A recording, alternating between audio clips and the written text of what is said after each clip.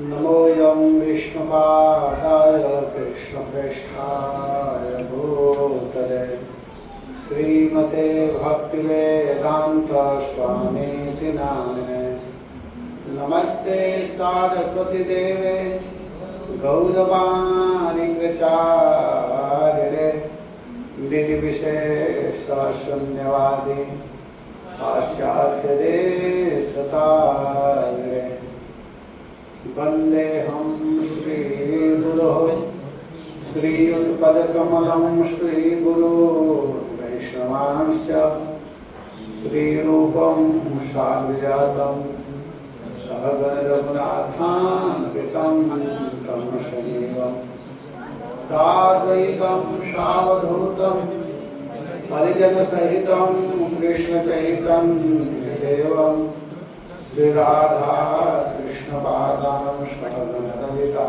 श्री विशाखान्वितांश्च हे कृष्ण करुणा सिंधु दीनबन्धो जगत्पते गोपेश गोपिकान्त राधाकान्त नमस्तुते तप्त कांचन गौरांगी राधे वृंदावनेश्वरी वृषभानुसुते देवी प्रणमामि हरिप्रिये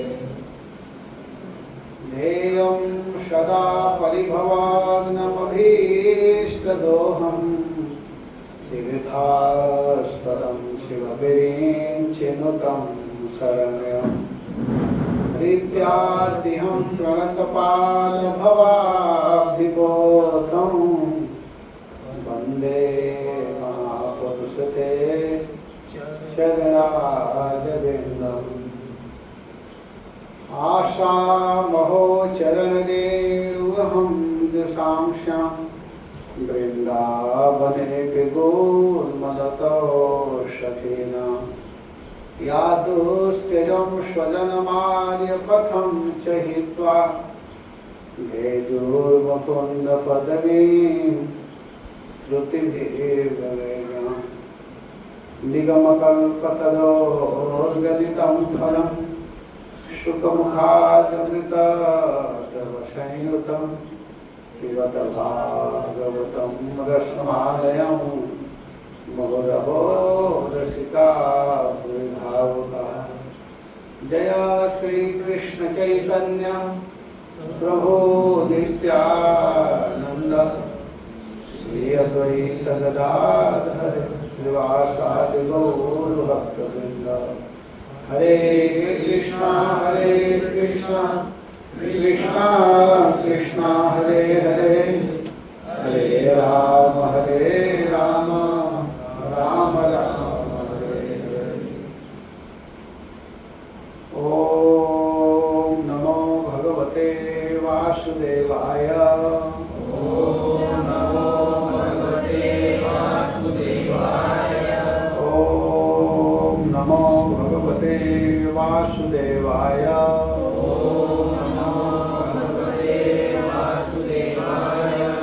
ओम नमो भगवते वासुदेवाय। ओम नमो भगवते वासुदेवाय। हरे कृष्णा। हरे कृष्ण। तो आप सभी भक्त लोग भगवान श्याम सुंदर के कथा सुनने के लिए उपस्थित हुए हैं, इसके लिए विशेष धन्यवाद दिया जा रहा है, क्योंकि आज के जीवन में कोई भगवान के विषय में नहीं सुनना चाहता है और सब कुछ सुनना चाहता है, क्योंकि भगवान से किसी को मतलब नहीं है। जब समस्याएं आती है तब भगवान याद आते हैं। बिल्कुल यह सत्य बात है। और हम लोग सभी लोग यही कहते हैं कि हम भगवान के विषय में सुनना चाहते हैं। ध्यान देकर के सुनिएगा। लेकिन आज तक कोई भगवान के विषय में सुना ही नहीं है। जो अगर भगवान के विषय में सुन लेगा वो कभी भगवान को छोड़ नहीं सकता है। एक एक शब्द महत्वपूर्ण यहाँ पर है, ध्यान देने वाली बात है। मैं क्या बोल रहा हूँ इसको ध्यान देना है आप लोगों को। लोग कहते हैं कि हम सुनते हैं, लेकिन वास्तव में अभी तक सुने नहीं है। जब भगवान के विषय में सुन लेंगे तो फिर हम भगवान को छोड़ ही नहीं सकते। सुनने वाली एक रुक्मिणी जी थी और हैं, ठीक है ना, ठीक नहीं है, रुक्मिणी जी हैं कि भगवान को देखी नहीं थी, सुनी थी, और इतनी अच्छी तरह से सुनी कि कृष्ण को अपने आप को दे दी, है कि नहीं? क्या हम लोग कृष्ण को दे चुके हैं? इसका मतलब हम लोग सुने नहीं, है कि नहीं? नवधा भक्ति में प्रथम भक्ति क्या है? श्लोक तो सबको याद है, क्या है? श्रवण। हम लोगों की वही स्थिति है जो कबूतरों की एक कथा है, हिंदी में कथा आती है कि कबूतर जो थे, कबूतर मतलब तो समझ रहे हैं सभी लोग। कबूतर बहेलिया एक आता था और जाल बिछाता था, तो उसमें वे लोग फंस जाते थे। तो उसमें से एक बूढ़ा कबूतर था, वृद्ध है। तो कहा कि तुम लोग देखो, मैं एक मंत्र देता हूँ, ये इसको याद रखना, और इसको याद रखोगे ना और उसको प्रैक्टिकल में दिलाना, तब तुम लोग नहीं फंसोगे। तो हाँ महाराज, अब मंत्र दीजिए। तो बूढ़ा कबूतर क्या मंत्र दिया कि बहेलिया आएगा, जाल बिछाएगा, दाना डालेगा, लोभ से फंसना मत। तो ठीक, बिल्कुल सही बात है। और वो लोग याद कर लिए, और बहेलिया नित्य जैसे आता था वैसे आया, जाल बिछाया, दाना डाला, और कबूतर मंत्र को बोल रहे हैं, बहेलिया आएगा, जाल बिछाएगा, दाना डालेगा, लोभ से फंसना मत। और सब फंस चुके हैं। वो अपना जाल बिछाया था, दाना डाल दिया, उसको गा रहे हैं और फंसे हुए हैं। और तब तक बूढ़ा कबूतर आया, एक दो कबूतर रह गए होंगे। बूढ़ा कबूतर आया तो कहा, अरे तुम लोग ये क्या कर रहे हो? क्या रहे हैं? मैं कह रही, तुम लोग तो जाल में फंस गए हो। बहेलिया आएगा, जाल बिछाएगा, दाना डालेगा, लोभ से फंसना मत, इसको गा रहे हैं और उसमें फंस चुके थे। तो बूढ़ा कबूतर कहा कि अब क्या किया जाए, चलो एक उपाय है, एक मेरा मित्र है चूहा, वहां ले चलूंगा, लेकिन ऐसे नहीं जा सकते। सब लोग एक साथ उड़ान भरो। सभी एक लोग जब एक साथ उड़े तो जाल को लेकर दौड़ने लगे, और वो चूहा के पास गया तो वो चूहा उस जाल को काटा। तो वही स्थिति हम लोगों की है। तो जो कबूतरों की स्थिति थी, हम लोग सुन लिए हैं। क्या प्रथम भक्ति क्या है? अरे प्रथम भक्ति संतन कर संगा। हम लोग अभ्यास कर लिए हैं। प्रथम भक्ति क्या है? संतन का संग करना। लेकिन पहले तो संत का पहचान ही नहीं कर पाए कि संत है कौन। जहाँ 10, 20, 25, 50 जुट गए, कुछ भी बोल रहे हैं तो हम लोग कहते हैं कि सत्संग करके आ रहे हैं, लेकिन वो सत्संग नहीं है। सत्संग ये है जहाँ यहाँ पर बुलाया जाता है। सत्संग का मतलब सत्य माने होता है भगवान कृष्ण। कोई कहेगा कि आप सत्य का अर्थ कृष्ण क्यों कर रहे हैं? तो मैं नहीं कर रहा हूँ, देवता लोग कर रहे हैं। भागवत के पहला श्लोक में आया है सत्यम परम धीमहि। तो वहाँ बहुत लोग प्रश्न किए हैं कि यहाँ तो व्यास देव जी किसी भगवान का नाम नहीं लिए हैं, वहाँ तो सत्य शब्द का प्रयोग किए हैं, तो आप लोग कृष्ण अर्थ कैसे कर देते हैं भाई? कहते हैं भाई थोड़ा भी ज्ञान हो तो 10वें स्कंद के दूसरा अध्याय में चले जाओ। 10वें स्कंद का दूसरा अध्याय, उसमें जब भगवान कृष्ण माता देवकी के गर्भ में आए हैं तो उस समय देवता लोग, इंद्र, ब्रह्मा, शंकर, बड़े बड़े देवता लोग, नारद आदि सभी लोग आकर के जेल में 9 बार सत्य शब्द का एक ही श्लोक में प्रयोग किए हैं। वहाँ नाम नहीं ले रहे हैं। जो देवकी के गर्भ में जो बालक है उसको सत्य शब्द का प्रयोग किया है। सत्यम व्रतम सत्य परम त्रिसत्यम सत्यस्य योनि निहितम च सत्यम सत्यस्य सत्यम ऋत सत्य नेत्रम सत्यात्मकम त्वाम शरणम प्रपन्ना।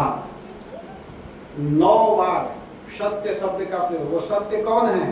देवकी के गर्भ से कौन निकल कर के आए? कृष्ण। तो सत्य का अर्थ हो गया ना कृष्ण। कृष्णम परम धीमहि। तो सत्य कहते हैं कृष्ण को, और सत्य को जो स्वीकार करता है उसको संत कहते हैं। सतस्य अपत्यम संत। जो सत्य को मानता है, जो सत्य को स्वीकार करता है, उसको क्या कहते हैं? संत।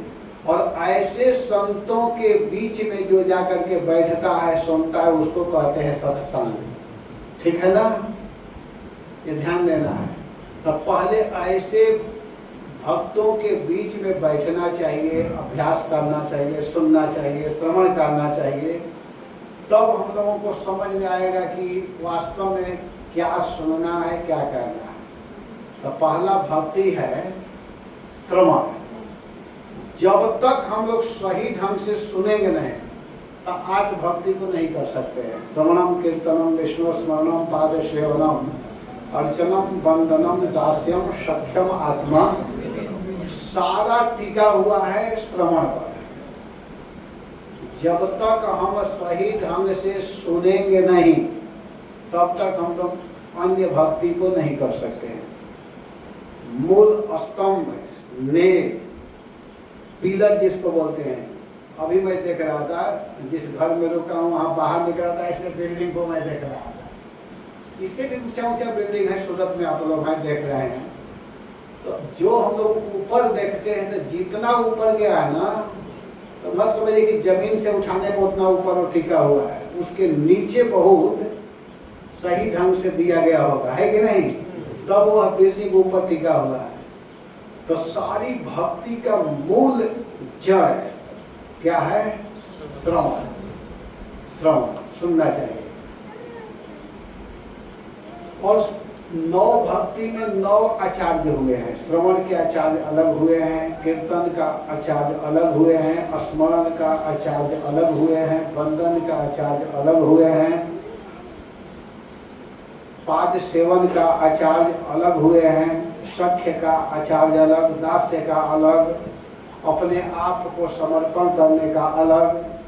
नवधा भक्ति जो है तो सबके अलग अलग आचार्य हुए हैं।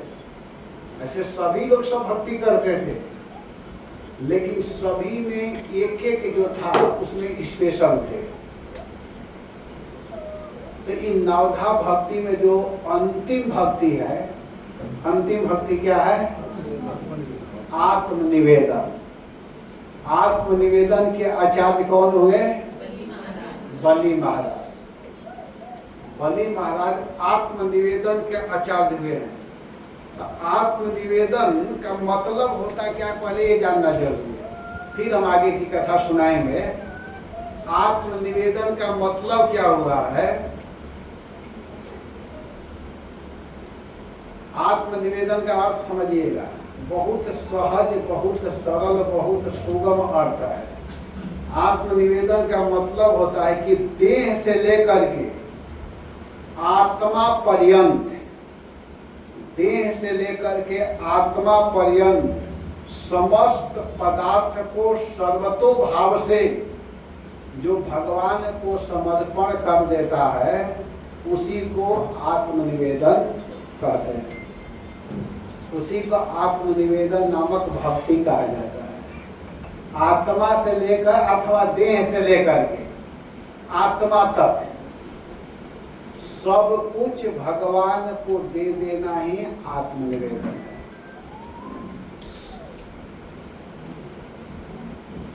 मतलब समझ में आ रहा है कि नहीं आ रहा? नहीं आएगा तो फिर कहिएगा, मैं समझाऊंगा।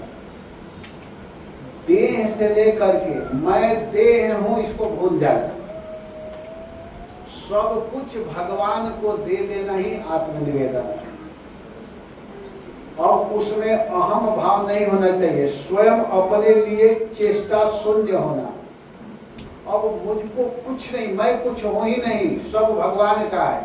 ये शरीर जो कुछ करेगा, उसका जो भी फल होगा, जो भी रिजल्ट होगा, वो सब भगवान। इसको आत्मनिवेदन कहते हैं।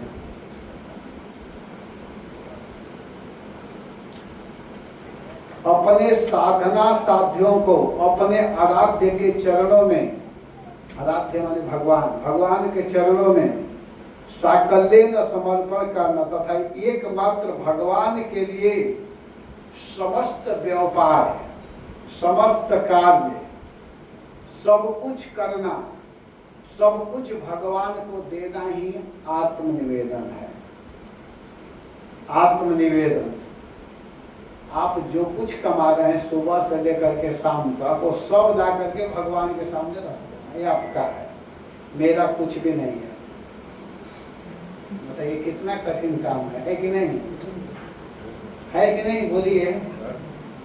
हाँ, हम लोग थोड़ा सा कमाते हैं, जब हम लोग के हाथ में आते ही, जब तक नहीं आया है तब तक तो कुछ नहीं कर सकते हैं, लेकिन जब ही हाथ में आ गया, आते ही बस, और उसका मालिक कौन बन जाते हैं? मैं। कैसे आत्मनिवेदन कर सकते हैं बताइए? हम लोग जिस महापुरुष की कथा सुनने के लिए उपस्थित हुए हैं, वो सब कुछ भगवान को दे चुके हैं, सब कुछ, तन समर्पित, मन समर्पित और यह जीवन समर्पित, सब कुछ भगवान को दे दिए। देने से पहले उनके गुरु जी आकर के माना कर रहे थे, मत दो। शुक्राचार्य माना किए, गुरु के बात को नहीं माने। क्यों नहीं माने? क्योंकि वो जान चुके हैं कि जिसको मैं देने के लिए जा रहा हूँ वो कोई साधारण व्यक्ति नहीं। बलि महाराज समझ गए, हम लोग नहीं समझे आज तक। मैं सबको कह रहा हूँ, अपने को भी उसी में जोड़ रहा हूँ। दिन रात करने के बाद में भी वो भाव नहीं आ पा रहा है जो होना चाहिए। थोड़े से धन, थोड़े से मान, थोड़े से सम्मान के लिए हम लोग दुखी हो जाते हैं। कोई माला नहीं पहनाया तो दुख, कोई प्रणाम नहीं किया तो दुख, कोई खड़ा नहीं हुआ तो दुख, कोई आपको स्वागत नहीं किया तो दुख। क्या भगवान को प्राप्त करेंगे? भगवान को प्राप्त करने के लिए सब सीखना जरूरी है। जानते हैं, भगवान जिसके ऊपर कृपा करते हैं तो 3 चीज पहले ही छीन लेते हैं। नारायण जिस पर कृपा करत, नारायण माने भगवान, नारायण जिस पर कृपा करत देत 3 महादान। भगवान जिसके ऊपर कृपा करते हैं तो 3 महादान देते हैं। क्या? सबसे पहले रोगी करते हैं, उस व्यक्ति को रोगी बना देते हैं। नारायण जिस पर कृपा करत देत 3 महादान। रोगी रोगी करते हैं, दूसरा निर्धन करत, गरीब बना देते हैं। पहले तो रोगी करते हैं, दूसरा निर्धन बनाते हैं, और तीसरा क्या करते हैं? जग में करत अपमान, अपमान करवाते हैं। रोगी करते हैं, रोगी कर लेंगे तो फालतू आइटम के चक्कर में नहीं पड़ेगा, उबाल करके खा करके हरे कृष्णा कृष्णा कृष्णा हरे हरे हरे राम रोगी नहीं करेंगे तो पकौड़ा के चक्कर में पड़ा रहेगा, जिलेबी के चक्कर में पड़ा रहेगा, रसमलाई रसगुल्ला चाहिए उसको, तो भजन कहाँ करेगा? उसी को फेरे में पड़े पड़े बस भजन को छोड़ देगा। जब रोगी बना देंगे तो कुछ खाने का झंझट नहीं है, बस हरे कृष्णा कृष्णा कृष्णा हरे हरे हरे राम राम राम हरे। और निर्धन कर देते हैं। धन रहेगा ना घमंड रहेगा, धन होते ही ना तुम्हारे, मैं उससे बहुत आगे हूँ, बहुत बड़ा व्यक्ति हूँ, ऐसा है, निर्धन कर देते हैं। और फिर अपमान करवाते हैं कि कहीं उसको घमंड न हो जाए, कहीं अपने को ये मत समझ ले कि मैं सबसे बड़ा व्यक्ति हूँ, उसी में मत खोल जाए। इस पर एक कथा है, छोटी सी कथा है कि एक राजा थे, बहुत बड़े राजा, लेकिन वो राजा धर्मात्मा थे, भगवान के परम भक्त। तो वो क्या किए? वो भक्त थे, इसलिए वो इस बात को समझना चाहते थे कि मुझे कहीं घमंड न आ जाए, मैं कहीं यह न समझने लगूं कि मैं सबसे बड़ा व्यक्ति हूँ, सबसे धनी व्यक्ति हूँ, मेरे जैसा धन किसी के पास नहीं, ऐसा घमंड न हो जाए। इसलिए एक नौकर रखे थे अपने पास। नौकर क्या हमेशा साथ साथ लेकर के चलते थे, उसको लाखों रुपया महीना देते थे। क्या काम करने के लिए? कि तुम बीच बीच में हमको याद दिलाना कि मुझे मरना है। इसके लिए, केवल इसी के लिए रखे थे, और इसी को बताने के लिए लाखों रुपया खर्च करते थे। जब महाराज कहीं जाते थे तो उनको लोग माला पहनाते थे, खड़े होते थे, अरे महाराज अधिराजा की जय हो, महाराज आ रहे हैं, आइए आइए महाराज आइए। छत्र चामर आरती सब लोग करने लगते थे। तो महाराज कभी घमंड, भाई किसी को कोई माला पहनाएगा, सम्मान करेगा, आदर करेगा तो घमंड हो ही जाएगा कि मैं बड़ा व्यक्ति हूँ। तो जब लोग माला पहनाते थे, प्रणाम करते थे, तो वो जो साथ में था, जिसको पैसा हुआ कर कान में कहते, महाराज आपको मारना है। अच्छा ठीक है, फिर वो अपने स्वरूप में हो जाते थे, सही में हमको मारना है। अगर लोग माला पहना देते, कहीं थोड़ा सा मुख ऊपर की ओर घमंड में होना चालू होता था तो कान, महाराज आपको मारना है। ठीक है, ये नहीं कि गुस्सा करते, अरे मूर्ख तो भागो, क्या बोल रहा है। हाँ ठीक है, इसको कहते हैं भक्ति। हमको रोज हम लोगों को याद रखना चाहिए, प्रतिदिन जैसे हम लोग जप करते हैं, पाठ करते हैं, पूजा करते हैं, वैसे ही रोज यह अभ्यास करने की कि हमको मरना है। भारत के जो प्रथम प्रधानमंत्री थे, क्या नाम है, जवाहरलाल जी, पंडित जी, तो कहते थे कि जीने की कला सीखो। एक महात्मा हुए हैं हनुमान प्रसाद पोदार जी, कहते थे नहीं नहीं, जीने की कला नहीं सीखना है, मरने की कला सीखो। वो बोलते थे, वो कहते थे जीने की कला सीखो। तो जीने की कला सीख करके हम क्या कर लेंगे, मरना तो है ही, है कि नहीं। तो बोलते थे, पोदार जी कहते ना, मरने की कला सीखो, मुझे मरना है और मरने से घबराना नहीं है। मृत्यु जन्मवताम वीर देहे न सहजायते अद्यवाब्द शतान्ते व मृत्यु वही प्राणिनाथ हुआ। जिस व्यक्ति का जन्म हुआ है उसकी मृत्यु निश्चित है, तो इससे घबराना नहीं है। हमको ऐसे तैयार होना है मरने के लिए, जैसे हम लोग ट्रेन में जाते हैं, फ्लाइट में जाते हैं, तो ऐसे तैयार रहते हैं कि फर्स्ट क्लास का टिकट हो, फिर भी स्टेशन आने से पहले ही झोला लेकर के गेट पर खड़े रहते हैं, है कि नहीं। ये नहीं सोचते कि इतना महंगा टिकट है तो चलो भले सूरत नहीं उतरेंगे, मुंबई तो उतर ही जाएंगे ना। कौन ऐसा व्यक्ति पहले ही गेट के सामने खड़ा रहता है, पता है कि 6:15 बजे से पहले राजधानी नहीं आएगी, इससे पहले ही झोला लेकर के गेट पर, और सब सोचते हैं कि मैं पहले उतरूं। ऐसा नहीं कि कोई छूट जाएगा, सब लोग उतरेंगे, लेकिन सब सोचते हैं कि मैं ही पहले उतर जाऊं, है कि नहीं।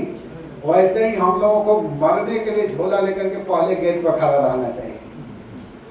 मतलब क्या, मरने के लिए तैयार होने का मतलब क्या है कि झोली माला पकड़ लेना चाहिए। हरे कृष्णा कृष्णा कृष्णा हरे हरे, हरे राम राम राम हरे। ये हुआ श्रवण, इसको श्रवण कहते हैं, इसको श्रवण कहा जाता है। जैसे हम लोग सुन लिए तो इसको याद रखना, ये नहीं कि इस हॉल से बाहर निकलते ही फिर भूल जाना। ये तो केवल इस रूम के लिए प्रवचन चल रहा था, बाहर के लिए नहीं है। नहीं, इसको हमेशा याद रखना कि हमको माला ही करना है। हाँ, संसार में आए हैं, कुछ खाना पड़ेगा, कुछ लोगों से व्यवहार करना, तो उतना ही व्यवहार कीजिए जितना जरूरत है। उसके लिए ज्यादा संपर्क बनाने की आवश्यकता नहीं है, जरूरत नहीं है, लेकिन हम लोग उसी में लगे हुए हैं। ये सब ध्यान देना पड़ेगा। बलि महाराज आत्मनिवेदन के आचार्य हैं। इसका मतलब यह है कि सब कुछ भगवान के चरणों में समर्पित कर देना। समस्त व्यापार, समस्त कार्य, अपने शरीर को, अपने देह को, अपने मन को, अपने आत्मा को, अपने बुद्धि को, अपने ज्ञान को, सब कुछ भगवान को देना ही आत्मनिवेदन है। ये नहीं कि हम प्रवचन किए और कोई अरे महाराज आपने तो बड़ा सुंदर प्रवचन किया, बस घमंड। नहीं, कोई कितना होकर नहीं। भगवान चाहे तो बुलवा दिए, अगर अभी भगवान चाहे तो नहीं बुलवा सकते हैं। बड़े बड़े विद्वान लोग श्लोक भूल जाते हैं, तो उस समय विद्वता कहाँ जाती है। जब तक भगवान चाहेंगे तभी तक आप बोल सकते हैं, कह सकते हैं। अर्थात सब कुछ भगवान को समर्पण करना। यह आत्मनिवेदन कैसा होता है, गो विक्रय की भांति होती है। गो विक्रय, गो विक्रय शब्द बड़ा महत्वपूर्ण है प्रभु जी। श्रवण गौर हरि प्रभु, गो विक्रय शब्द आया है यहाँ पर। तो गो विक्रय की भांति जैसे हम लोग गाय को बेचते हैं, आत्मनिवेदन का अर्थ यहाँ किया जा रहा है। अभी मैं भूमिका बना रहा हूँ, अभी कथा प्रारंभ नहीं किया हूँ। गो विक्रय की भांति आत्मनिवेदन है। जैसे हम लोग गाय को बेचते हैं, तो गाय बेच देने के पश्चात गौ के पालन पोषण के लिए बेचने वालों को कोई चेष्टा नहीं करनी पड़ती है। जैसे हम गाय को बेच दिए, गाय बेच दिए ना, और गाय जो खरीद लिया, तो गाय बेचने के बाद क्या फिर हम उस गाय के लिए सोचते हैं? अब वो सोच किसके ऊपर छोड़ देते हैं? जो खरीद लिया। वही अर्थ यहाँ किया जाए आत्मनिवेदन का। जब हम भगवान को दे दिए तो भगवान सोचे क्या करवाना है, क्या करना है, क्या नहीं करना। अब उस पर अपना चिंता करने की जरूरत नहीं है, चेष्टा नहीं करनी पड़ती। गौ का समस्त भाग जिसने खरीदा है उसके ऊपर आ जाता है। उसको कहाँ खिलाएगा, क्या पिलाएगा, कहाँ रखेगा। उसी प्रकार आत्मनिवेदन भक्ति के भक्त को स्वयं के लिए कोई चेष्टा नहीं करनी होती।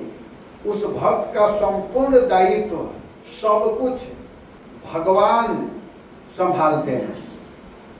जब वह व्यक्ति अपने आप को भगवान को दे देता है तो भगवान सब कुछ संभालते हैं। इसी प्रकार का आत्मसमर्पण कौन की थी? रुक्मिणी जी ने। रुक्मिणी जी ठीक इसी प्रकार अपने आप को श्री कृष्ण को दे दी थी। श्री कृष्ण प्रिया रुक्मिणी जी ने किया था। उन्होंने श्री कृष्ण को जो पत्र लिखी थी, एक पत्र लिखी थी रुक्मिणी जी, 7 श्लोक लिखी है। उसमें एक पत्र में श्लोक क्या लिखती हैं कि तन में भवान खलु वृतः पतिरंग जाया आत्मार्पितश्च भवतोऽत्र विभो विधेहि मा वीर भागमभिमर्शतु चैद्ययारा गोमायुवन मृगपते बलिमंबुजाक्ष। ये भागवत के 10वें स्कंद के 52 अध्याय के 39 नंबर का श्लोक है।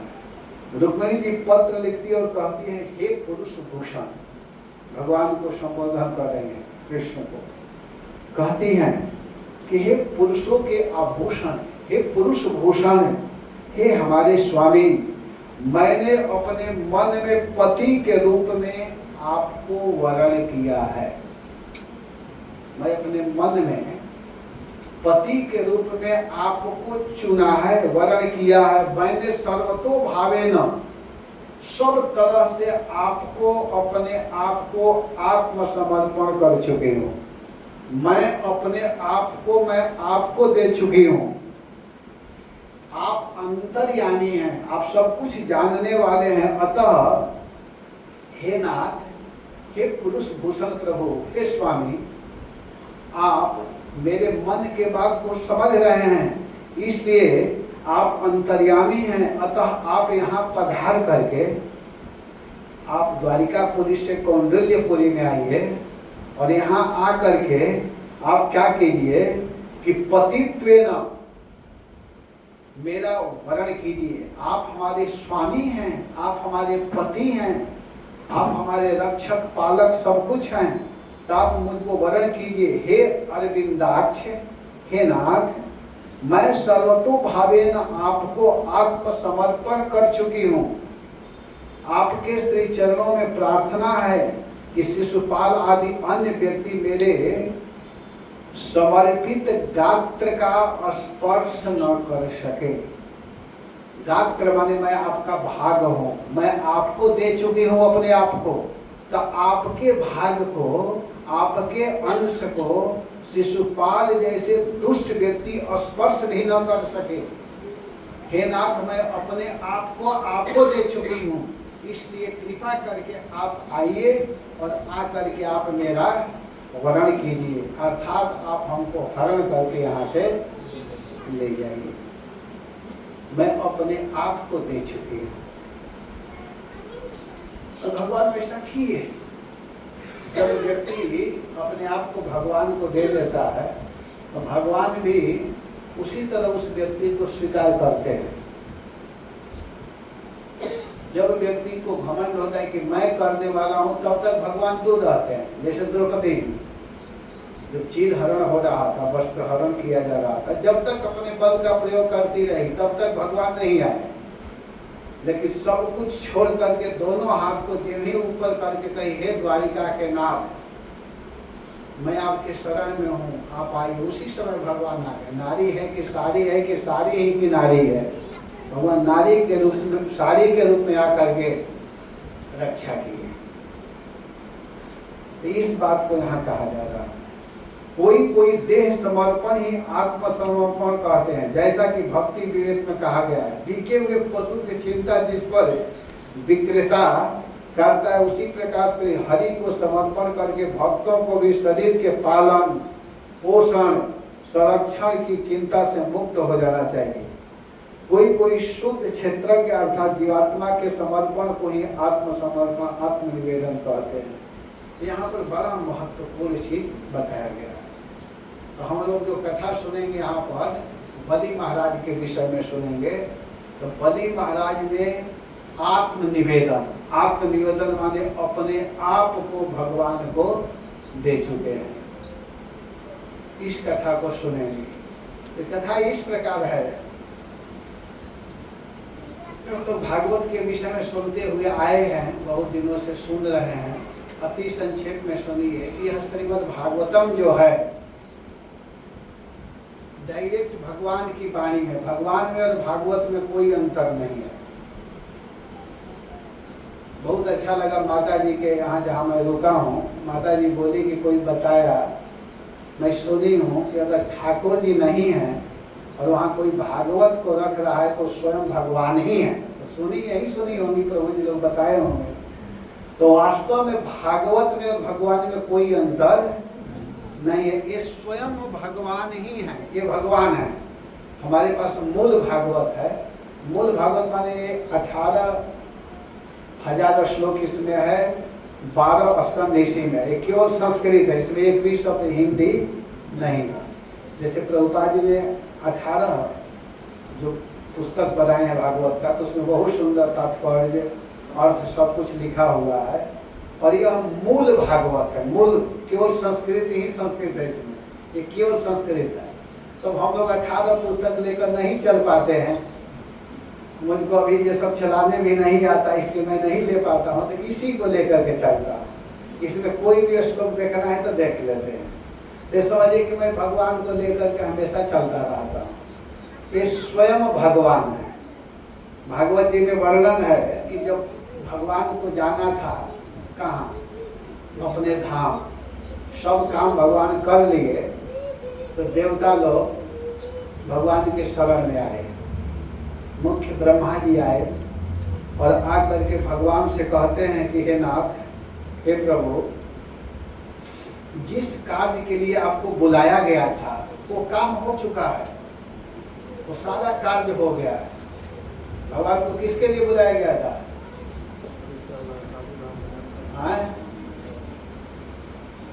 पृथ्वी के ऊपर उपद्रव हो रहा था। माता पृथ्वी दुखी होकर के देवताओं के शरण में गई थी। तो देवता लोग सभी लोग ब्रह्मा जी के पास गए। ब्रह्मा जी सबको लेकर के क्षीर समुद्र के तट पर गए और वहां जाकर के बहुत सुंदर स्तवन आदि किए पुरुष सूक्त के द्वारा। तो फिर भगवान का ही शब्द सुनाई दिया कि तुम लोग चिंता मत करो। ब्रह्मा जी के कान में ये शब्द सुनाई दिया कि मैं अवतार लूंगा। इस बात को सुनकर के ब्रह्मा जी ने सभी लोगों को आदेश दिया और भगवान समयानुसार माता देवकी के गर्भ से जन्म लिए। और जब भगवान आए तो भगवान के आने के बाद में भगवान ने बहुत कार्य किया, असुर आदि का वध किया। जिसके लिए भगवान आए थे वो सारा काम भगवान ने किया।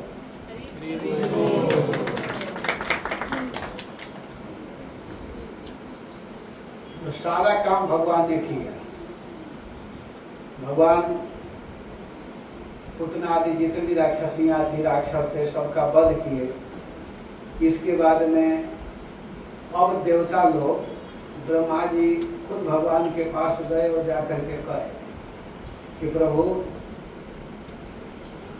आप जिस कार्य के लिए आए थे वो सारा काम हो चुका है।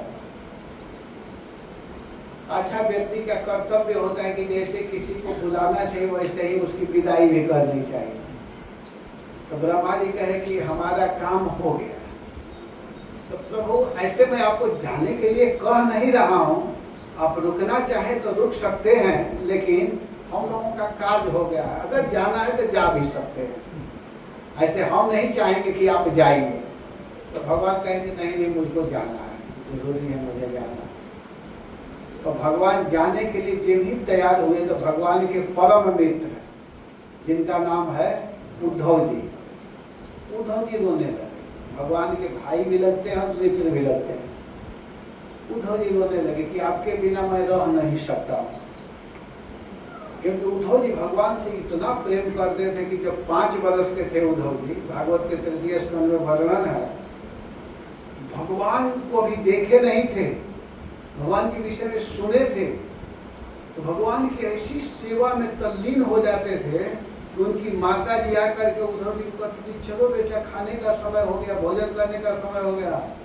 तो बिल्कुल भूल जाते थे खाना पीना। वो उद्धव जी हैं। और उसी उद्धव जी का वर्णन सुखदेव गोस्वामी भागवत के 10वें स्कंद के 46 अध्याय में कहते हैं परीक्षित से कि वृष्णी नाम करोड़ो मंत्री कृष्ण से दैता सखा शिष्यो बृहस्पति साक्षात उद्धव बुद्धि सत्तम तमाह भगवान पृष्ठ भक्ति में कांतिनम क्वचित गृहीत्वा पाणिनाम पाणि प्रपन्नार्ति हरोवारी। उसी उद्धव को भगवान, उद्धव जो सब कुछ पढ़ चुके हैं, सारा ज्ञान हो चुका है, जो स्वर्ग में गए थे बृहस्पति के यहाँ पढ़ने के लिए, लेकिन भगवान इतना प्रेम करते हैं कि उस उद्धव को गोपी प्रेम, ब्रज प्रेम को देना चाहते हैं। और उद्धव को कहते हैं कि जाओ ब्रज में। तमाह भगवान प्रेष्ठ भक्ति में एकांतिनम क्वचित गृहीत्वा पाणिनाम पाणि प्रपन्नार्ति हरोहरि। भगवान अपने हाथ में उद्धव के हाथ को ले लिए और कहते हैं कि जाओ। कहाँ जाओ? ब्रज में। क्योंकि वहाँ हमारी माता, हमारे पिता, हमारी प्यारी गोपियाँ, हमारे प्यारे गोपगण, मित्रगण, ब्रजवासी सब हमारी प्रतीक्षा कर रहे। उद्धव जाओ। सच पूछे तो उद्धव को ब्रज प्रेम भगवान देना चाहते हैं कि तुम इतना बड़ा घमंडी मत बन जाओ कि मैं सब कुछ पढ़ाऊं, जो जानना चाहिए उसको भी जान लो। उद्धव से इतना भगवान का प्रेम है कि जब भगवान भेजे उद्धव जी को ब्रज में, बड़ा सुंदर प्रसंग है, खुद अपने आप में 7 दिन का विषय है।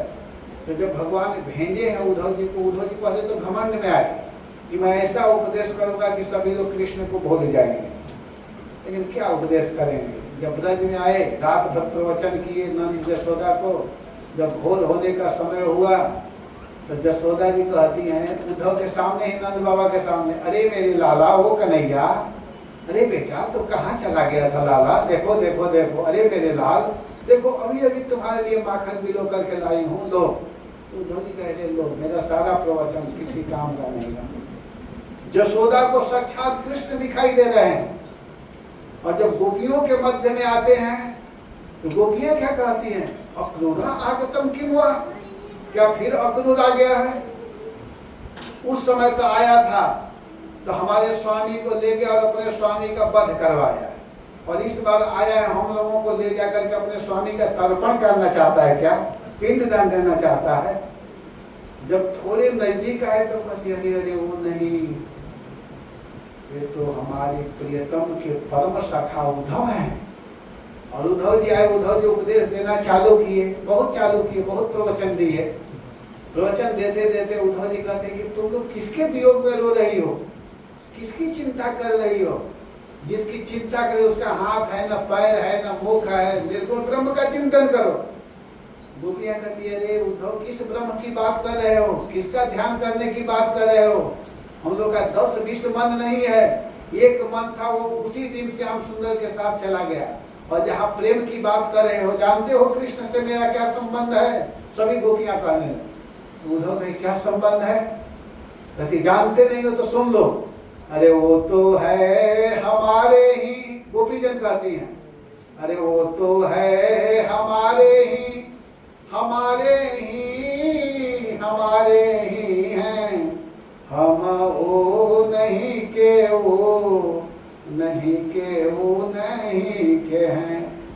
वो तो है हमारे ही हमारे ही हमारे ही हैं, हम वो नहीं के वो तो प्रीतम हमारे हैं। कहते कृष्ण हमारे हैं और हम कृष्ण के हैं। उद्धव जी सुने और उद्धव जी जो ज्ञान देने के लिए आए समझ गए कि अरे मेरे पास कुछ भी ज्ञान नहीं है, जो होना चाहिए ज्ञान वो तो इन लोगों के पास है। और उद्धव जी का सारा ज्ञान समाप्त हो गया और क्या कहते हैं, प्रार्थना करने लगे। उद्धव जो बहुत बड़े विद्वान थे, बहुत बड़े ज्ञानी बन रहे थे, जो बृहस्पति से पढ़ने के लिए गए थे स्वर्ग में, वो उद्धव जी अब क्या कामना करते हैं कि आशा महो चरण रेणुअहं जुषाम श्याम वृंदावने पिगुल्मलतौषधीनां यादुश्चजं स्वयनमार्य पथं चहित्वा भेजुर्मुकुंद पदवीं श्रुतिभिर्मृग्यं। कहते कि हमारी यही चाह है, हमारी यही इच्छा है कि मैं इस ब्रज का लता पता बन जाऊं। लता पता बनना चाहते हैं, बहुत बड़ा पेड़ भी नहीं बनना चाहते हैं, छोटा लता बनना चाहते हैं। क्यों कि जब ब्रज में लोग आएंगे, ब्रजवासी, ब्रज गोप, ब्रज गोपियां, ब्रज के गायें, संत महात्मा जब ब्रज में चलेंगे तो उनके चलने से उनके चरण का ध्वज जो है ब्रज रज, ब्रज धूली, वह धूली जब मेरे ऊपर पड़ेगा तो मेरा जीवन धन्य हो जाएगा। इसलिए मैं छोटा बनना चाहता हूँ। ब्रज में अगर कोई छोटा भी बन गया रह रहा है तो समझिए उसका जीवन धन्य है। वो उद्धव जी जब भगवान जानने लगे तो रोने लगे कि हे नाथ, हे प्रभु, आपके बिना मैं कैसे रह सकता हूँ, मैं नहीं रह पाऊंगा, आप हमको छोड़ करके मत जाइए। तो भगवान के परम मित्र उद्धव जी हैं। भगवान कहे कि चिंता मत करो मेरे परम मित्र उद्धव। और उनको समझाने के लिए दत्तात्रेय जी के 24 गुरुओं की कथा भगवान को सुनाना पड़ा। ये लंबी कथा है। उन सब कथाओं को सुना करके भगवान कहे मैं क्या कह रहा हूँ, चिंता मत करो, मेरी बांगमयी मूर्ति श्रीमद् भागवतम मैं तुमको दे करके जा रहा हूँ। भागवत का दर्शन करना, भागवत को पढ़ना, भागवत को सुनना। अगर कुछ नहीं करने आ रहे तो केवल भागवत का स्पर्श कर लोगे, केवल देख लोगे तो तुम समझो कि हमारा ही संग कर रहे हो। ये कौन बोले हैं? भगवान कृष्ण। इसलिए भागवत को सुनना चाहिए। कोई साधारण किताब नहीं है, ये साधारण पुस्तक नहीं है, ध्यान देना। मैं तो इसका अनुभव किया हूँ श्रीमद् भागवतम जी पर कि भागवत स्वयं भगवान है। भगवान में और इस भागवत में कोई अंतर नहीं है। इसलिए इसको बड़े श्रद्धा, प्रेम, निष्ठा, विश्वास के साथ हमें इसको श्रवण करना चाहिए और मौका मिले तो दूसरे को सुनाना भी चाहिए। जहाँ मौका मिले सब लोग वक्ता बन सकते हैं। जहाँ इसको जो अभी आप लोग सुन रहे हैं उसको जा करके अगर किसी को सुनाएंगे तो वक्ता। ये जरूर नहीं कि 10, 20, 50, 100 रहेंगे तभी सुनाइए। एक व्यक्ति को भी सुना सकते हैं। हमारे गोपमणि जी गोकुलेश्वर आदि मेरे बेटा है, तो ये रोज भागवत पढ़ने जाते हैं वृंदावन में। अभी छुट्टी है तो मैं यहाँ लाया, स्कूल में भी पढ़ते हैं। तो इनकी क्या आदत है कि जब पढ़ करके आते हैं 1 अध्याय भागवत, तो घर पर आते ही अपनी माँ को सुनाते हैं, अगर माँ नहीं है तो अपने आप को सुनाते हैं। जब घर पर आए तो उसको जितना गुरु जी पढ़ाए उसको बोलना है। कोई न सुने तो आप अपने आप को सुनाइए। ये नहीं कि कोई नहीं तो मैं कैसे पढ़िए, जो पढ़े हैं उसको बोलिए। आज मैं ये सुना, भगवान का वर्णन ऐसे है, यहाँ ये लिखा हुआ, वहाँ वो लिखा हुआ है, ऐसे है। उद्धव जी ने कृष्ण से कहा, कृष्ण ने उद्धव को ऐसा कहा, सुखदेव गोस्वामी महाराज परीक्षित को ये सुना रहे। ये भागवत है। भक्त का यही तो लक्षण है, गाना और सुनना। भगवान रामचंद्र जी नारद जी को बताते हैं। नारद जी ने प्रश्न किया, संत का लक्षण पूछा।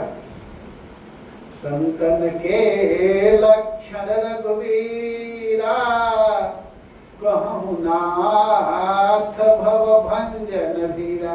अब संत का लक्षण बताइए। तो भगवान बहुत लक्षण बताए, उसमें एक लक्षण बता रहे हैं, अरे राम सिया राम जय जय राम राम जय जय। ओ गावहि सुनहि, भगवान बोल रहे हैं, अरे गावहि सुनहि सदा मम लीला, हेतु रहित परहित रतिशीला। राम सिया राम जय जय राम राम सिया राम जय जय राम। गावहि सुनहि सदा मम लीला, भगवान बोल रहे हैं कि जो मेरे विषय में गाता है, जैसे हम लोग बोल रहे हैं, जैसे मैं बोल रहा हूँ गाना होगा और आप लोग सुन रहे हैं, गावहि सुनहि, गाना है और सुनना है, कितने बार? 5 दिन। सदा, सदा माने हमेशा, किसके विषय में? मेरे विषय में। मेरे विषय में जो गाता है और मेरे विषय में जो सुनता है। और गाने सुनने का शुल्क नहीं, हेतु रहित, हेतु से रहित होकर के, परहित रतिशीला, दूसरे के हित के लिए सोचना, अपने हित के लिए नहीं सोचना, अपने हित के लिए कभी नहीं सोचना है, वो तो भगवान सोचेंगे। हमारा काम है दूसरे का कल्याण कैसे होगा, दूसरे का हित कैसे होगा, दूसरे के लिए सोचना, ये साधु का लक्षण है। इसे संत कहते हैं। संत दूसरे के लिए जीते हैं, अपने लिए नहीं जीते हैं। संत का उदाहरण वृक्ष से दिया गया है, परोपकाराय फलन्ति वृक्षा, परोपकाराय वहन्ति नद्या, परोपकाराय दुहन्ति गाव, परोपकारार्थमिदं शरीरम। संत का जो शरीर होता है दूसरे के लिए होता है। जैसे प्रभुपाद दूसरे के लिए जीवन जिए। आज सारा विश्व भक्ति में लगा हुआ है, तो इसको हम लोग को जानना है। तो भगवान ने स्पष्ट उद्धव जी से कहा कि चिंता मत करो, भागवत के आश्रम में रहो। यह है श्रीमद् भागवतम। और इस श्रीमद् भागवत के विषय में, भागवत कितने स्कंद में है? 12 स्कंद में है। इसमें 12 स्कंद है। 12 स्कंद में जो पहला स्कंद है उसमें 19 अध्याय की कथा है। दूसरे स्कंद में 10 अध्याय की कथा है। तीसरे स्कंद में 33 अध्याय की कथा है। और तीसरा स्कंद है उसमें सर्ग का वर्णन है। सर्ग तीसरे स्कंद में। चतुर्थ स्कंद जो है उसमें विसर्ग का वर्णन है। और जो 5वां स्कंद है, चतुर्थ स्कंद में 31 अध्याय है। और पंचम स्कंद में 26 अध्याय की कथा है। उसमें स्थान का वर्णन किया गया है पंचम स्कंद में। और जो षष्ठम स्कंद है, षष्ठम स्कंद में भी 19 अध्याय है। उसमें जो है पोषण का वर्णन किया गया। पोषण षष्ठम स्कंद में पोषण का वर्णन किया गया। और जो सप्तम स्कंद है उसमें 15 अध्याय की कथा है। उसमें उक्ति का वर्णन किया गया। और 8वां स्कंद है, इसमें 24 अध्याय की कथा है।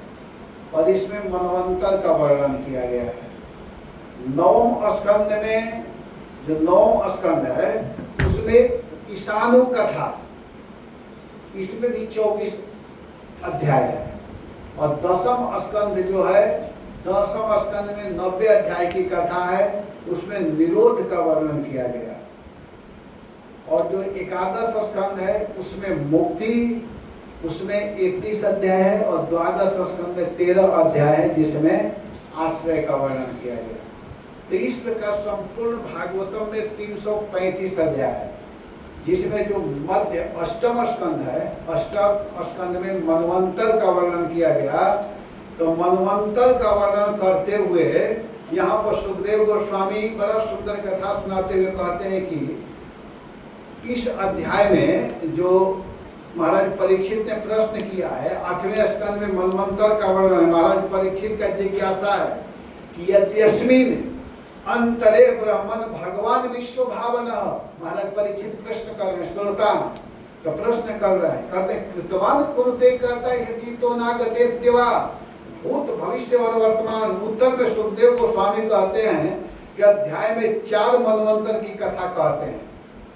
पहला जो अध्याय है उसमें 4 मनवंतर सरकार शासन में 6 विभाग बांटा गया है, और वो 6 विभाग इसमें कहते हैं कि 6 विभाग क्या है, तो इसको कहते हैं कि देखिए मनवंतर का विभाग करते हुए कहते हैं कि पहला है मनु महाराज, दूसरा मनु पुत्र, तीसरा मनवंतरावतार, चौथा सप्तर्षि, 5वां इंद्र और 6वां है इंद्र के सहायक देवता।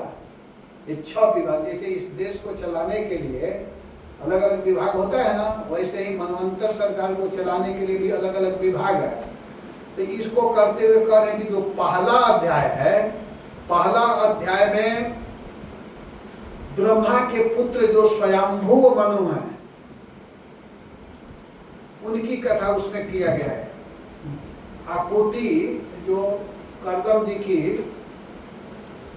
आकुति, देवहूति, प्रसूति जो 3 लड़कियां हैं मनु महाराज की, तो उसमें जो आकुति है उसका विवाह रुचि प्रजापति के साथ में किया गया, जिसके पुत्र बन करके आए यज्ञ पुरुष भगवान। ये थोड़ा सा समझना है अभी, इसलिए मैं बता रहा हूँ, बाद में वो प्रसंग आ जाएगा। और इसके बाद दूसरा अध्याय में जो है अग्निपुत्र स्वादोचिस मनु की कथा।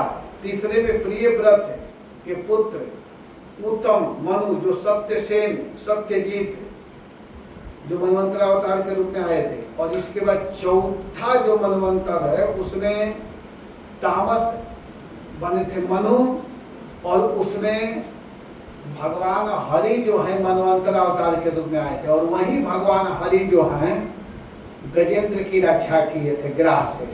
ग्राह गजेंद्र को पकड़ लिया था, उससे रक्षा किए थे। और 5वें में जो है प्रियव्रत के पुत्र दैवत मनु बने थे, और उस समय मनवंतरा अवतार के रूप में वैकुंठ भगवान आए थे। और फिर जो 6वां मनवंतर हुआ उसमें चाक्षुष मनु बने, और उस समय मनवंतरा अवतार के रूप में भगवान अजीत आए थे, अजीत। और वही भगवान अजीत आकर के क्या किए कि समुद्र मंथन करवाए। और इसकी कथा जो है 5वां अध्याय, 6वां अध्याय, 7वां, 8वां, 9वां, 10वां, 11वां और 12वां अध्याय तक समुद्र मंथन की कथा। वही अजित भगवान आकर के समुद्र का मंथन देवता और असुरों से करवाए थे। और उसी समुद्र से 14 रत्न निकला था। उसी समुद्र से लक्ष्मी जी भी निकली थी, विष भी निकला था, अमृत भी निकला था, धन्वंतरी भगवान आदि सब उसमें से आए थे। तो इन सब कथाओं को कहते हुए अब 7वें जो मनवंतर है, 7वें मनवंतर में सूर्य पुत्र श्राद्ध देव जो सत्यव्रत है वह वैवस्वत मनु जो अभी वैवस्वत मनवंतर चल रहा है। तो वैवस्वत मनु और उस समय मनवंतरा अवतार के रूप में कौन आए? भगवान वामन देव, जिनकी कथा हम लोग सुनेंगे। तो यही वामन भगवान आकर के क्या किए कि अपने भाई इंद्र को बलि महाराज से धन मांग करके दिए। तो यहाँ पर महाराज परीक्षित का प्रश्न है। महाराज परीक्षित सुखदेव गोस्वामी से प्रश्न करते हैं कि हे गुरुदेव, मैं सुना हूँ। महाराज परीक्षित प्रश्न कर रहे, प्रश्न से ही कथा प्रारंभ हो रहा है। कहते हैं कि मैं सुना हूँ कि भगवान वामन बलि महाराज के यहाँ मांगने के लिए गए थे। तो भगवान होकर के बलि से मांगे क्यों? देखिए, एक श्लोक में 2 प्रश्न है।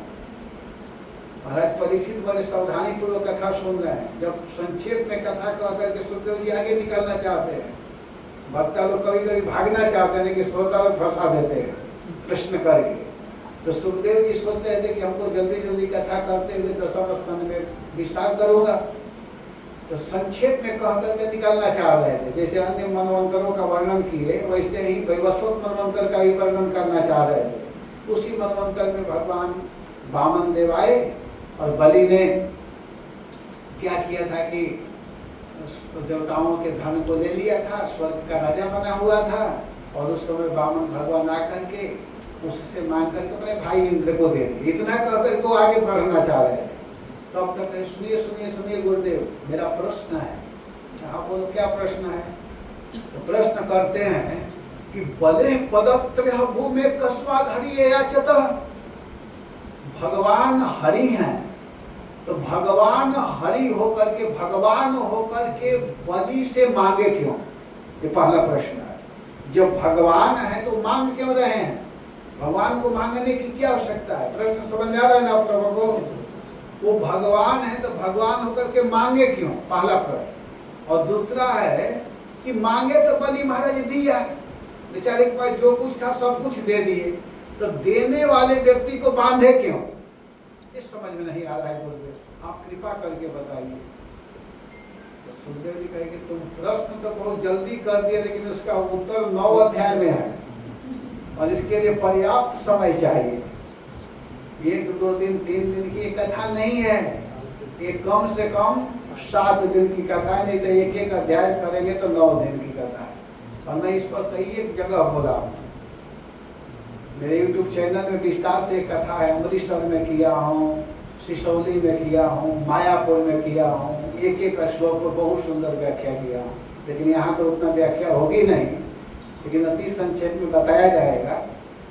तो प्रश्न उनका है कि भगवान होकर के मांगे क्यों, और मांगने वाले व्यक्ति को फिर भगवान बांधे क्यों? दोनों प्रश्न बड़ा बिजोड़ प्रश्न है, बताइए।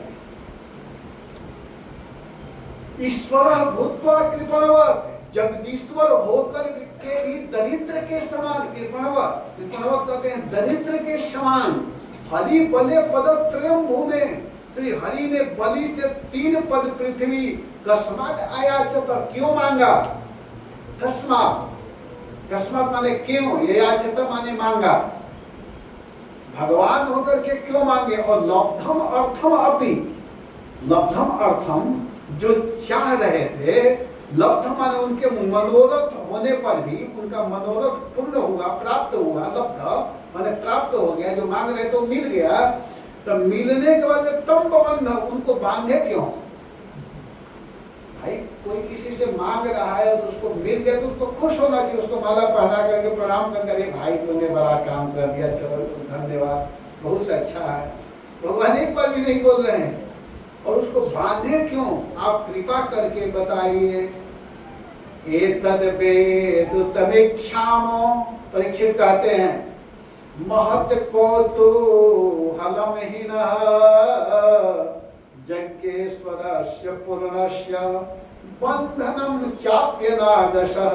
हे गुरुदेव, हे नाथ, पूर्ण काम जगेश्वर का भिक्षा मांगना और निरपराध को भी बांधना, यह हम सब जानना चाहते हैं, क्योंकि हमें बड़ा कौतूहल हो रहा है। इसमें जरूर कुछ न कुछ रहस्य है, जरूर कुछ न कुछ कथा है, आप कृपा करके बताइए। तब सुखदेव गोस्वामी कहते हैं कि देखो बात ऐसी है।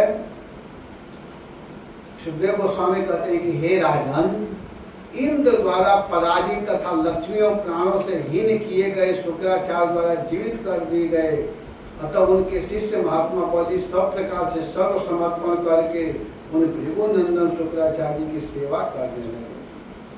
कह रहे हैं कि इंद्र में और बलि में बहुत दिन से झगड़ा लड़ाई चलता था, और असुर और देवताओं में लड़ाई चलता ही रहता है।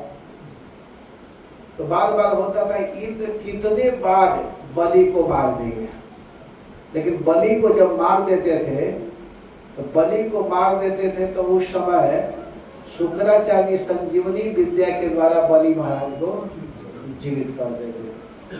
जैसे कितने, एक बार तो ऐसा हुआ कि ऐसे मार दिए कि उनको जिलाना बड़ा मुश्किल था, लेकिन शुक्राचार्य ने उनको जीवित किया। तो बलि महाराज सोचे कि हमारे गुरु महाराज ने हमको कितने बार जीवित किए हैं, कितने बार मैं मरा और कितने बार बचा दिए। तो इसको देख करके अपने गुरु की सेवा करने लगे बलि महाराज। और इतना सेवा किए, इतनी सेवा किए कि भृगुवंशी ब्राह्मणों ने प्रसन्न होकर के स्वर्ग विजय की कामना से उन बलि को विधि पूर्वक बहुत सुंदर ढंग से महाअभिषेक विधि से अभिषेक करके उनसे विश्वजीत नामक यज्ञ करवाया। विश्वजीत, शुक्राचार्य ने बहुत सुंदर एक यज्ञ करवाया। और तब हवि से पूजित अग्नि ने स्वर्ण की चदर से मढ़ा रथ और इंद्र की घोड़ों के समान रंग वाले घोड़े तथा सिंह के चिन्ह से सुशोभित ध्वजा प्रदान किए और स्वर्ण जटित दिव्य धनुष, 2 अक्षय तरकस तथा दिव्य कवच दिया। एवं प्रहलाद महाराज ने उनको कभी मुरझाने वाला, कभी जो न मुरझाए वैसा माला दिए। और शुक्राचार्य ने उनको एक शंख दिया तो विश्वजीत कर लिए तो। और इस प्रकार ब्राह्मणों के द्वारा उनको सही ढंग से सब कुछ सुसज्जित करने के बाद में स्वस्ति वाचन के द्वारा मंत्र पढ़ा गया। और इसके बाद में वे बलि महाराज सभी ब्राह्मणों को प्रणाम करके प्रहलाद महाराज के चरणों में प्रणाम किए। प्रहलाद महाराज बलि महाराज के दादाजी लगते थे, तो उनके चरणों में प्रणाम करके उनसे अनुमति लेकर के और उन भृगुवंशियों के द्वारा जो जो वस्तु मिला था उसको लेकर के सुंदर रथ पर चढ़ करके बलि महाराज उत्तम माला को धारण किए, जो माला कभी कुमलायजन, और सुंदर कवच को धारण करके अपने हाथों में स्वर्णमयी बाजूबंद को पहन करके मकराकृत कुंडल लगाए हुए थे और रथ पर बैठ करके ऐसे लग रहे थे जैसे अग्नि प्रज्वलित हो रहा है। और उस पर बैठ करके वे अग्नि के समान सुशोभित होकर के आकाश को मानो वे पी जाएंगे, नेत्रों से दिशाओं को भस्म कर देंगे। अपने समान ऐश्वर्य, बल और धन वाले दैत्य सेनापतियों रूपी अपने दल से सुशोभित होकर के बलि महाराज पृथ्वी को कंपित करते हुए समृद्ध इंद्रपुरी की ओर चल दिए। गुरु महाराज ने आदेश दिए कि तुम अब स्वर्ग के ऊपर चढ़ाई करो। अपने गुरु को प्रसन्न कर चुके हैं। बलि के गुरु कौन है? शुक्राचार्य। जो असुरों के गुरु हैं वही बलि के गुरु हैं। तो इस प्रकार सुशोभित होकर के अब इंद्रपुरी के लिए प्रस्थान किए। और शोभाशाली नंदन आदि पुष्प वाटिका तथा बगीचों से रमणीय, जिसमें अनेक प्रकार के पक्षी कलरव करते हैं, भ्रमर गुंजार करते हैं, वहाँ के वर्णन किया जा रहा है। स्वर्ग का जो बगीचा आदि है उसका वर्णन किया जा रहा है कि वहाँ अनेक प्रकार के फल हैं। वहाँ पर देवताओं की स्त्रियां आकर के क्रीड़ा करती हैं, ऐसा वह जगह है। विश्वकर्मा द्वारा बनाई हुई स्वर्ण पत्र से मढ़े क्रीड़ाओं, वहाँ पर सुंदर सुंदर दरवाजा हैं और जिसमें अनेक प्रकार के सुंदर सुंदर पृथक पृथक मार्ग हैं। वहाँ के जो गलियां हैं बहुत चौड़े हैं और वहाँ 10 करोड़ विमानों से युक्त वहाँ पर मणिमय कंगूर तथा हीरा मूंग से बना हुआ अनेक प्रकार की वेदियाँ वहाँ पर सुशोभित हो रही। जैसे आजकल हम लोग घर बनाते हैं, मार्बल आदि सुंदर सुंदर पत्थर लकड़ियों से सजाते हैं, तो वहाँ का वर्णन किया जा रहा है। और वहाँ जहाँ नित्य वहाँ की जो स्त्रियाँ हैं, 16 वर्षीय स्त्रियाँ, रूपवती नारियाँ निर्मल वस्त्र पहने ज्वाला से युक्त अग्नि के समान सुशोभित हो रही हैं। देवताओं के केश से गिरी हुई नवी सुगंधित मालाओं से सुगंध ग्रहण करके पवन रास्ते में बह रहा है। स्वर्ण की जाली लगी हुई है, खिड़कियों से निकलने के कारण अगरू का गंध पीले पीले धुएं की तरह दिखाई दे रहा है। मोती का झलर है। ये क्यों सुखदेव जी वर्णन कर रहे हैं कि उस स्वर्ग में बलि महाराज जा रहे हैं, स्वर्ग की महिमा गा रहे हैं, वर्णन करते हुए कह रहे हैं कि वहाँ पर अनेक प्रकार के सुंदर सुंदर अनेक पताकाओं से फहराया हुआ वहाँ मयूर, कबूतर, फौलों के शब्दों से गूंजती ध्वनि देवंगनाओं के मनोहर गान से और मंगलमयी लग रही हैं। मृदंग बज रहा है, शंख बज रहा है, आनंद तथा दुंदुभी के घोष से ताल युक्त बीड़ा जहां पर कह रहे हैं कि वहां पर अधर्मी दुष्ट प्राणियों के द्रोही ठग अभिमानी कामी लोभी नहीं जा सकते हैं। वहां पर कामी व्यक्ति नहीं जा सकते हैं, अधर्मी नहीं जा सकते हैं, ठगी नहीं जा सकते हैं। वहां इन सब जो दोष है इससे रहित तो वह स्थान है। वहां पर वर्णाश्रम का पालन, शिष्टाचार आदि सब कुछ बड़े सही ढंग से वहां पर होता रहता। उस सेनापति बलि ने उस देव राजधानी को चारों तरफ से घेर लिया। बलि महाराज वहां पहुंच गए और वहां जा करके जब चारों तरफ से घेर लिए, अब इंद्र की पत्नियां घबरा गई। उस समय इंद्र की पत्नियों को भयभीत करते हुए शुक्राचार्य के द्वारा दिए हुए जो शंख था, उस शंख को बलि महाराज ने ऐसे जोर से बजाया कि उस बलि का महान उद्योग जान करके इंद्र सभी देवताओं के साथ उस शब्द को सुन करके घबरा करके अपने गुरु बृहस्पति जी के पास में चले गए। और बृहस्पति जी के पास जाकर के कहते हैं कि भगवान उद्यमो भूयान बलेर्नः पूर्व वैरिणः अभिसह्य निमम मन्ये केनासी तोज सोर्जित। हे भगवान, हमारे पुराने शत्रु बलि का भारी उद्योग है, इसका मैं सामना नहीं कर पाता हूँ। आप बताइए ये किसके तेज के कारण, किसके शक्ति के कारण इसका बल इस तरह बढ़ रहा है? आप बताइए।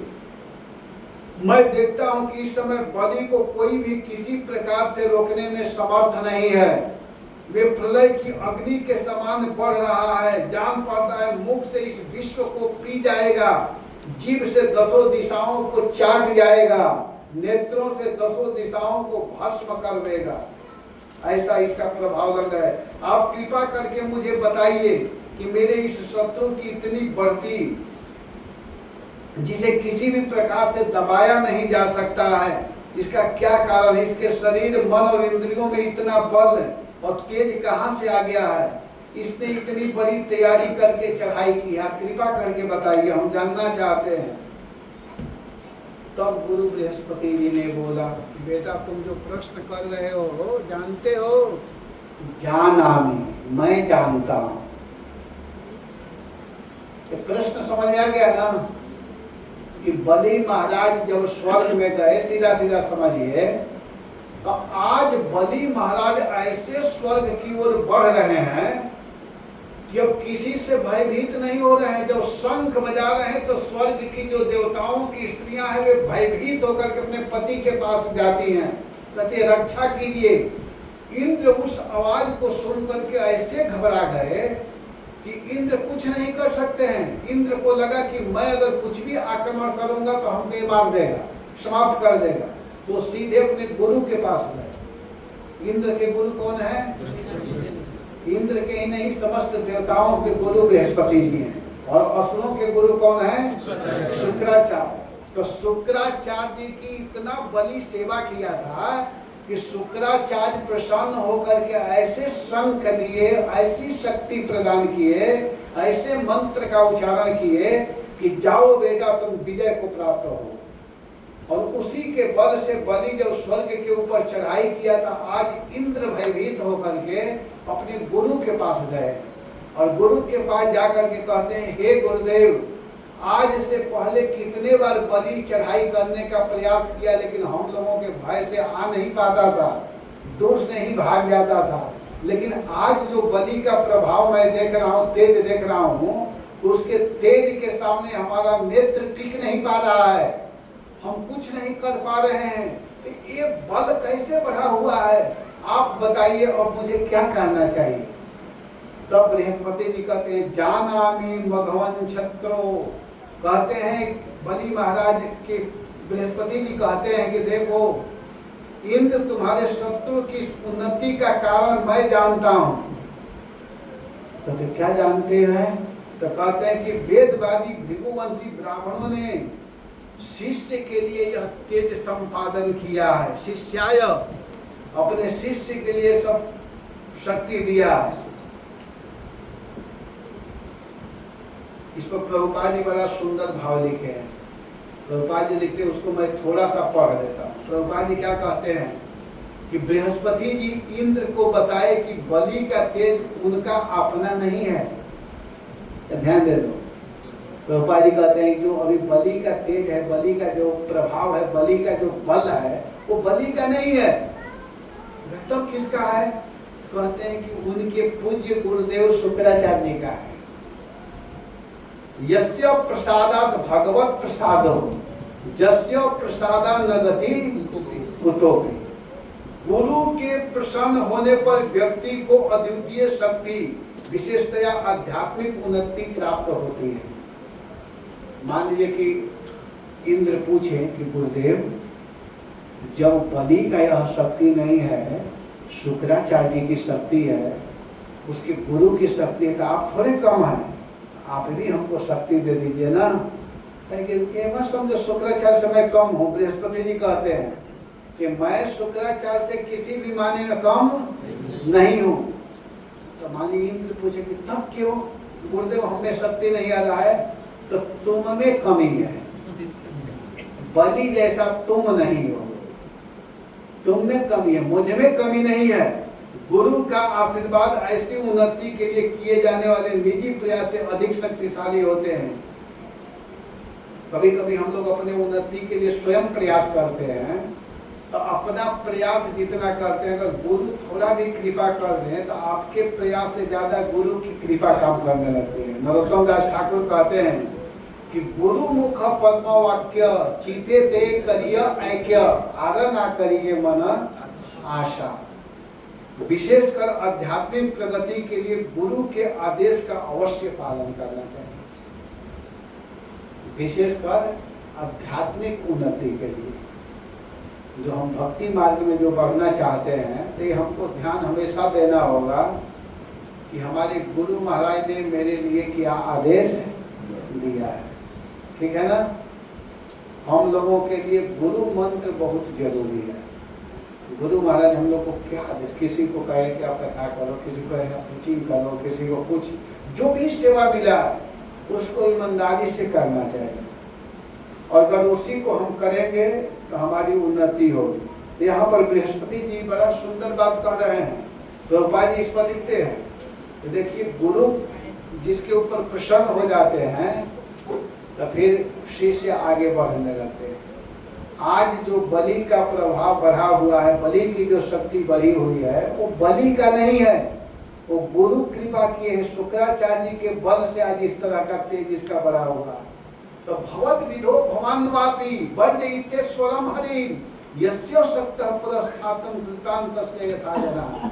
सर्व शक्तिमान भगवान को छोड़ करके बृहस्पति जी कह रहे हैं कि सुन लो, इस समय इसका ऐसा बल शक्ति बढ़ा हुआ है कि सर्व शक्तिमान भगवान को छोड़ करके तुम या तुम्हारे जैसा और कोई भी इस बलि के सामने उसी प्रकार नहीं ठहर सकता जैसे काल के सामने प्राणी नहीं टिक सकता। समझ में आ गया बात? केवल केवल केवल अगर कुछ भी कर सकते हैं इस समय तो भगवान, भगवान के अतिरिक्त कोई कुछ भी नहीं कर सकता है। इसलिए तुम सभी लोग, मान लीजिए अब इंद्र पूछे कि गुरुदेव तब मुझे क्या करना है, जल्दी बताइए, छठा आ रहा है, आगे बढ़ रहा है, क्या करना है? कहते हैं सुन लो, इसलिए तुम सभी लोग इस समय स्वर्ग को छोड़ करके कहीं जा करके छिप जाओ, भाग जाओ, भाग जाओ। कितने दिन के लिए गुरुदेव? 5 दिन के लिए, 7 दिन के लिए, 3 दिन के लिए, 15 दिन के लिए? कहना उस समय की प्रतीक्षा करो जब तुम्हारे शत्रु का भाग्य चक्र उल्टा पड़े। अर्थात जो गुरु उस पर खुश हैं वही गुरु एक दिन नाराज हो जाए, उस समय तक के लिए प्रतीक्षा करो, अनिश्चित काल के लिए। अभी कोई तिथि मैं बताने नहीं जा रहा हूं, आप लोग भाग जाओ, छिप जाओ। इस समय ब्राह्मणों के तेज से इसकी बलि की उत्तरोत्तर वृद्धि हो रही है, इसकी शक्ति बहुत बढ़ गई है। जब वह उन्हीं ब्राह्मणों का तिरस्कार करेगा, अपमान करेगा, तब वह अपने परिवार परिकर के साथ नष्ट हो जाएगा, और उस समय तुम आकर के अपना राज्य को स्वीकार करना। तब तक के लिए तुम छिप जाओ, यहाँ पर प्रभुपाद जी बड़ा सुंदर भाव लिख रहे हैं कि बृहस्पति जी उस बलि के भविष्य को जान रहे हैं, समझ रहे हैं। बलि वामन देव को देने के लिए अपने गुरु शुक्राचार्य के आज्ञाओं का उल्लंघन करेगा, क्योंकि बृहस्पति जी कोई साधारण व्यक्ति नहीं है। ऋषयो मंत्र दृष्टार, ऋषि लोग भूत भविष्य वर्तमान को सब देखते रहते हैं, समझते रहते हैं। बृहस्पति जी जान रहे हैं यही बलि एक दिन अपने गुरु का अवज्ञा करेगा, स्वयं भगवान आएंगे। बृहस्पति जी समझ रहे हैं, और जब भगवान आएंगे तो भगवान इससे मांगने के लिए जाएंगे, उस समय इसके गुरु माना करेंगे, और गुरु माना करेंगे तो मानेगा नहीं, और जब नहीं मानेगा तो गुरु महाराज इसको श्राप देंगे। इस बात को बृहस्पति जी समझ रहे हैं, उल्लंघन करेगा, जिससे उन्हें अपनी सारी संपत्ति खोनी पड़ेगी। शुक्राचार्य द्वारा सब कुछ जान करके भी बलि भगवान के लिए संकटों को मोल ले लिया। कहें कि निसंदेह कृष्ण भावनामृत में उन्नति के लिए कोई भी संकट मोल लिया जा सकता है। भगवत भक्ति के कारण बलि को आशातीत लाभ हुआ, और भविष्य में आगे चल करके वह इंद्र पद पर आसीन होंगे। यहाँ पर एक बात प्रभुपाद जी कह रहे हैं कि भगवान के भक्ति के लिए, भगवान के लिए कोई भी संकट को मोल ले लेना चाहिए। अगर कभी कभी लगता है कि इतना बड़ा संकट उठा रहे हैं, लेकिन उस समय चिंता नहीं करना चाहिए। अगर संकट आ भी रहा है तो हम किसके लिए ले रहे हैं? भगवान के लिए। कभी कभी भक्त लोग बड़ा मेहनत करते हैं, लड़ाई झगड़ा भी करना पड़ता है, संघर्ष करना होता है, लेकिन भक्त लोग घबराते नहीं। भगवान के लिए जो भी होगा चलो हम देखेंगे, तो उसको वे लोग स्वीकार करते हैं। इस प्रकार सच्चा स्वार्थ जानने वाले गुरु महाराज से प्रयोजन का भली प्रकार विचार करके वे देवता लोग स्वेच्छानुसार रूप धारण करके क्या किए कि त्रिविष्टपम हित्वा जगमो, स्वर्ग को छोड़ करके जहां तहां छिप गए।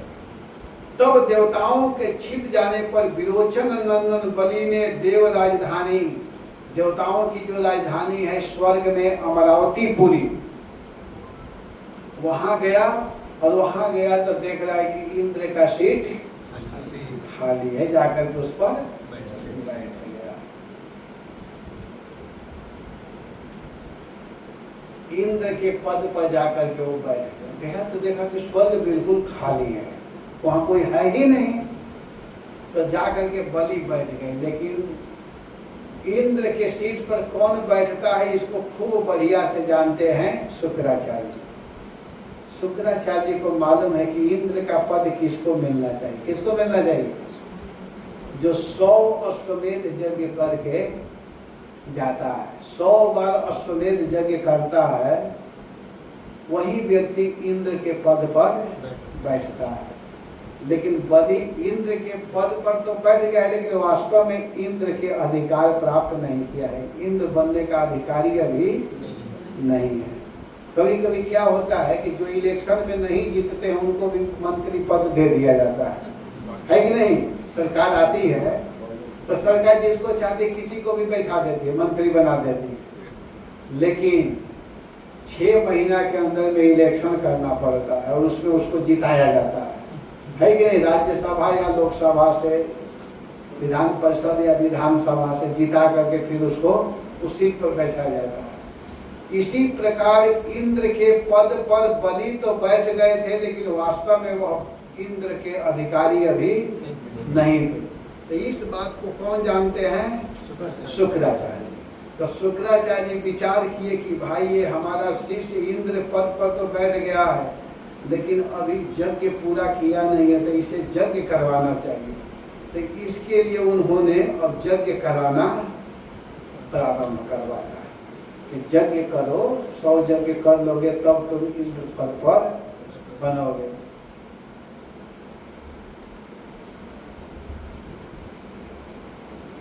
और यहाँ पर कदम करते हुए कह रहे हैं कि उन यज्ञों के प्रभाव से बलि की कीर्ति कौमुदी तीनों लोक से बाहर भी 10 दिशाओं में फैल गई, और वे नक्षत्रों के राजा चंद्रमा के समान शोभायमान हुए। तो गुरु जी ने यज्ञ चालू करा दिया। ब्राह्मण देवताओं की कृपा से प्राप्त समुद्र राज लक्ष्मी को उदार चित्त बलि उपभोग करने लगे और अपने को कृत्य सा मानने लगे। आनंद में यहाँ पर प्रभुपाद जी कहते हैं कि ब्राह्मण द्विज देव कहलाते हैं। वास्तव में देव शब्द भगवान का द्योतक है। भगवान विष्णु को संतुष्ट करके ब्राह्मण प्रसन्न होते हैं, जिससे वे मानव समाज का मार्गदर्शन करते हैं। द्विज देव ब्राह्मण के सलाह से नरदेव क्षत्रिय शांति व्यवस्था बनाए रखते हैं, जिससे अन्य लोग यथा वैश्य शूद्र आदि विधि विधानों का पालन ठीक ढंग से कर सके। इस प्रकार लोग क्रमशः कृष्ण भावनामृत को प्राप्त होते हैं। तो इस तरह वह बहुत सुंदर ढंग से बलि महाराज यज्ञ किए, और जिसके द्वारा उनका उदार चरित्र सारे संसार में फैलने लगा। अब इधर तो एक कांड हो गया, अब उधर क्या हुआ कि देवता लोग जब भाग गए, तो देवताओं के भाग जाने पर देवताओं की माँ जो है, कौन? अदिति। अदिति जी बहुत दुखी हैं, और अदिति जी के पास जब कश्यप जी आए, तो कश्यप जी आए तो देख रहे हैं कि अदिति बिल्कुल उदास अवस्था में बैठी हुई। बहुत दिन तपस्या के बाद आए हैं कश्यप जी, तो देखे आश्रम सुना है, घर सुना है, सब कुछ उदासी अवस्था में। तब कश्यप जी ने बहुत प्रश्न किया। समय हो गया है ना? बताएगा समय हो गया है तो ठीक है, मैं और बाद में बताऊंगा। तो कश्यप जी देख करके प्रश्न किए कि तुम उदास क्यों हो? तो बताएगी माता अदिति कि मैं इस कारण से उदास हूँ। तब भगवान कश्यप देव उनको पयोव्रत बताएंगे कि पयोव्रत करने से भगवान प्रसन्न होते हैं, और तुम जो चाहोगे वो पूरा होगा। तो इस कथा को हम लोग कल सुनेंगे। हरे कृष्णा कृष्णा कृष्णा कृष्णा हरे हरे,